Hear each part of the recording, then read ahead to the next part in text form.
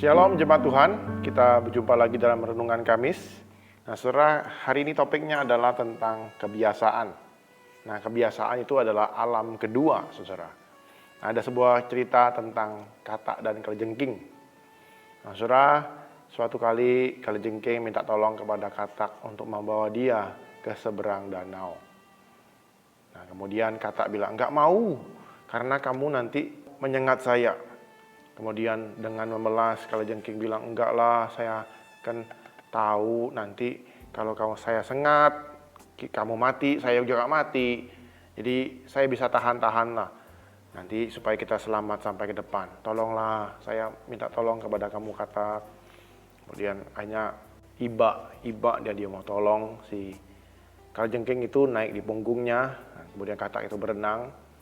Nah, sampai di tengah-tengah danau itu tiba-tiba, langsung katak bilang, aduh, kok kamu menyengat saya? Aduh, sorry katak, saya keceplosan. Saya nggak sengaja, otomatis. Aduh, ya. Aduh, tolong. Ya, tenggelam. Hanya tenggelam mereka. Katak tenggelam, kemudian kalajengking juga tenggelam. Mereka kedua-duanya mati. Nah, saudara, kisah ini kisah dongeng. Menunjukkan kepada kita bahwa setiap orang itu punya tabiat, saudara. Kalajengking memang kebiasaannya adalah menyengat. Itu adalah kebiasaannya, tabiatnya. Sehari-hari dia menggunakan itu. Walaupun dia berkata dia akan tahan, dia rupanya nggak bisa tahan.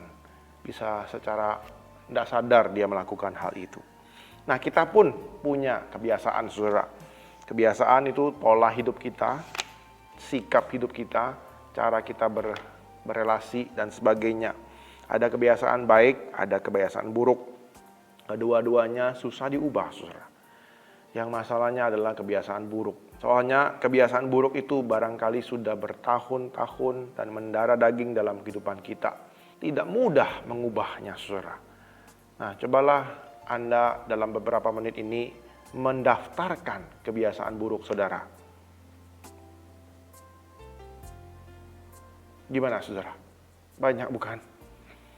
Nah saudara, kebiasaan buruk adalah persoalan rumit karena kita sudah tidak bisa mengenalinya ataupun mendeteksinya. Sudah berlangsung bertahun-tahun lamanya dan buat kita biasa. Kita udah nggak bisa kritis lagi terhadap sikap kita. Contoh saudara, ketika kita masang sebuah foto figura ya, kita pasang, kita lihat, wah ini kok miringnya, kok miring jelek sekali ini, aduh gimana yuk, mengubah seperti itu. Tapi waktu udah nggak ada lagi, Anda udah buru-buru, kemudian Anda tinggal seperti itu. Dan akhirnya Anda lupa membetulkan figura itu. Seminggu, 2 minggu, sebulan, Anda biarkan, dan Anda perbaiki. Setahun, Anda udah anggap itu udah normal, saudara. Anda nggak anggap itu jelek lagi, miring atau apa gimana, udah biasa seperti itu. Maka seterusnya figura itu akan nempel seperti itu di tempat itu yang dulu Anda anggap jelek. Nah, saudara, persoalan kedua adalah mengubahnya, saudara. Kalaupun kita sudah mengenali ini adalah kebiasaan buruk, mengenali kebiasaan buruk itu adalah langkah pertama, bukan penyelesaian. Langkah kedua baru saja dimulai, yaitu untuk mengubahnya. Mengubah kebiasaan buruk itu butuh waktu yang lama, butuh kemauan keras, perjuangan, saudara. Mengubah kebiasaan buruk sulit, saudara. Walaupun tidak mustahil, sebab kita akan berperang dengan diri kita sendiri, dan suatu sisi kita mau berubah, namun di pihak lain kita tidak ingin berubah karena kebiasaan. Kebiasaan atau pola itu sudah menjadi tabiat yang melekat dalam diri kita. Nah, saudara, contoh saudara saya ini kan mudah terdistraksi. Orangnya nggak fokus, spontan. Ada dampak buruknya, saudara. Nah, saudara, saya harus belajar merencanakan. Harus belajar mempersiapkan. Nggak boleh spontan terus sebentar spontan. Dan saya udah tahu itu, saya harus belajar mengubahnya. Ada bagian-bagian yang dimana kita bisa spontan, ada di bagian dimana kita harus merencanakan dengan baik. Nah, saudara, Akibatnya kita akan ditarik oleh dua kekuatan, yang satu menarik kita untuk berubah, yang satu menarik kita untuk bertahan. Nah, saudara, kedua kekuatan itu dari diri kita sendiri, saudara. Kita mendua, saudara. Kita seolah-olah tidak tahu apa yang kita sebenarnya perbuat. Dan itulah yang juga diakui oleh Rasul Paulus, saudara. Rasul Paulus bergumul dengan dirinya. Dia enggak tahu apa yang dia perbuat. Dia enggak tahu apa yang dia kendaki. Yang ia inginkan, dia tidak lakukan. Tapi yang jahat, yang ia terbuat. Itu pergumulan dia yang dia catat dalam Roma 7 ayat 15. Nah, saya juga mengajak kita bersama-sama belajar dari surat Titus, saudara. Surat Paulus kepada Titus. Saya akan bacakan Titus pasal 2 ayat 11 sampai ayat 15.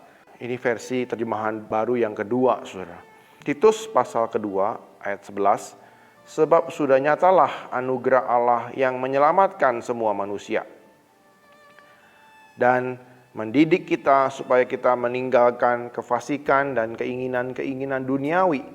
Dan supaya kita hidup bijaksana, adil, dan saleh di dalam dunia sekarang ini. Dengan menantikan penggenapan pengharapan kita yang penuh berkat dan penampakan kemuliaan Allah yang maha besar dan juru selamat kita Yesus Kristus, yang telah menyerahkan dirinya bagi kita untuk membebaskan kita dari segala kejahatan dan untuk menguduskan bagi dirinya suatu umat miliknya sendiri yang rajin berbuat baik. Beritakanlah semuanya itu, nasihatilah dan yakinkanlah orang dengan segala kewibawaan. Janganlah ada orang yang menganggap engkau rendah.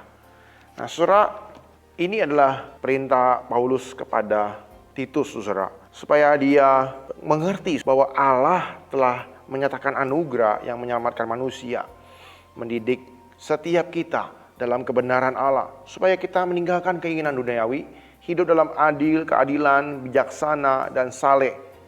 Nah, saudara, supaya kita pun akhirnya rajin berbuat baik. Allah telah menguduskan kita, telah memilih kita lewat anaknya Yesus Kristus, supaya kita hidup benar di hadapan Dia. Rajin berbuat baik. Dan semuanya ini harus diberitakan kepada gereja yang Titus gembalakan. Nah, saudara, kebiasaan itu harus dilatih supaya kita bisa semakin hari semakin serupa dengan Kristus, saudara. Nah, saudara, bayangkan, saudara, pergumulan itu adalah pergumulan seumur hidup. Karena kita dididik dalam keluarga kita dengan sebuah pola, sebuah kebiasaan.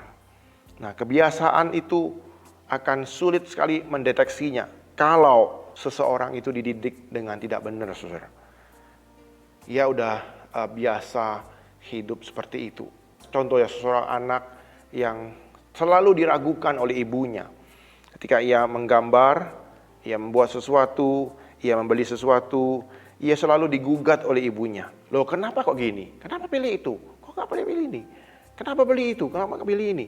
Kenapa gambar itu? Jadi selalu diragukan, saudara. Jadi sampai usianya remaja, dia selalu diragukan oleh ibunya. Dan membuat dia biasa menjadi orang yang takut dipersalahkan. Defensif, jadi belum apa-apa udah membela diri. Terus kemudian mudah mempersalahkan orang lain. Sangat ragu-ragu dalam membuat keputusan. Dia malas inisiatif, saudara. Sulit mengekspresikan diri, kurang mandiri. Dan ia minder orangnya, saudara. Karena memang dulunya sering diragukan, saudara, oleh ibunya. Nah, sekarang jadinya seperti orang itu. Nah, ketika ia sadar, itu adalah hal yang buruk. Itu udah baik, saudara. Namun, kalaupun ia nggak diingatkan dan dia dibukakan, dia nggak sadar, saudara. Dia menganggap hal itu adalah hal yang normal, saudara. Jadi, bayangkan, saudara, bagaimana pergumulannya untuk mengubah kebiasaan itu. Namun, saudara, Injil Allah telah diberitakan kepada kita. Ketika Injil itu menembus hati seseorang, menyadarkan seseorang, ia bisa berubah, saudara. Ia dimampukan berubah. Dan Tuhan akan mengirimkan orang-orang yang bisa menolong dia untuk berubah. Sebuah komunitas, kakak rohani, mungkin hamba-hamba Tuhan, ataupun dalam komunitas gereja itu menolong dia untuk berubah. Oleh karena itu saudara, kita sebagai orang tua Kristen, kita perlu mendidik anak kita dalam kebenaran firman Tuhan, di dalam bijaksana firman Tuhan. Mulai dari sejak kecil mendidik mereka dalam prinsip-prinsip firman Tuhan. Terus menghargai mereka, terus hadir di tengah-tengah mereka, dan boleh menolong mereka sejak kecil rajin untuk berbuat baik. Menghargai apa yang mereka perjuangkan, menghargai proses yang mereka lakukan. Bukan fokus kepada hasil. Nah, saudara, dibutuhkan banyak pendidik-pendidik, baik di rumah, maupun di sekolah, maupun di gereja. Supaya ada anak-anak yang punya karakter seperti Kristus. Seorang anak kecil perlu dibiasakan dengan pola hidup yang baik. Orang dewasa pun perlu membiasakan diri dengan kebiasaan yang baik. Karena kita manusia yang berdosa. Kita punya secara otomatis kebiasaan buruk. Kalau kita pertahankan itu atau kita nggak kikis terus itu, buang terus itu, ganti dengan kebiasaan baik, kita akan menuai banyak bencana, saudara. Biarlah kita boleh punya kebiasaan-kebiasaan baik, melakukan perbuatan-perbuatan baik yang Allah persiapkan untuk kita, supaya kita bisa kerjakan sesuai dengan talenta kita, sesuai dengan karunia kita, dan kita boleh jadi berkat bagi banyak orang. Amin. Biarlah kita boleh Tuhan mampukan membentuk kebiasaan baik, karena itu alam bawah sadar kita. Secara otomatis kita akan melakukannya. Mari kita minta tolong Tuhan, kita berdoa. Tuhan, kami sadar Tuhan kami punya kelemahan, kami punya kebiasaan-kebiasaan buruk. Tolong kami boleh menyadarinya, tolong kami boleh melihatnya Tuhan, dan kami mulai mengubahnya Tuhan. Biarlah Tuhan memberikan kami anugerah, kekuatan dan hikmat mengubahnya Tuhan dengan kebiasaan-kebiasaan baik yang boleh berkenan di hadapan-Mu dan memuliakan nama-Mu Tuhan.